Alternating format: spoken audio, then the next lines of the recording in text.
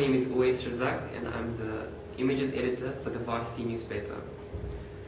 I'm in charge of sourcing all images that go into the print and web versions of the newspaper.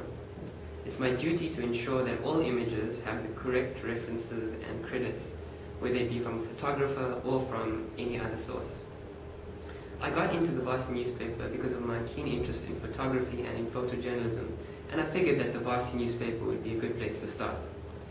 As Varsity is a developmental agency, we're required to develop and increase the number of photographers on campus. So if you have a keen interest in photography and you don't know where to start, approach us and we'll try our best to help you and to give you exposure in either the print or the web version. Thank you.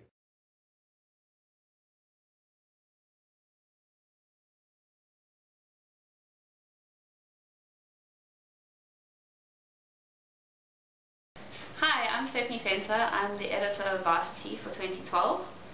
I got involved in Varsity in my first year. I wrote 2 or 3 times, so I wasn't very involved. In second year I became a regular staff writer for the newspaper and wrote for most of the editions.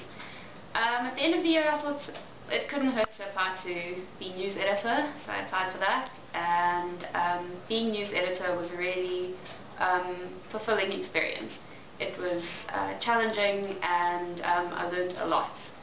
It was also my chance to be involved in Varsity in a more personal capacity. I got to know the people on the newspaper and worked as part of a team, which was really developmental for me. At the end of the year, I didn't really want to not be involved in the newspaper in the next year, and I had a particular vision for what I thought the newspaper could achieve, and so I applied for editor, and here I am today. The history of Varsity newspaper is particularly interesting. It was started in 1942 by the SRC of that year.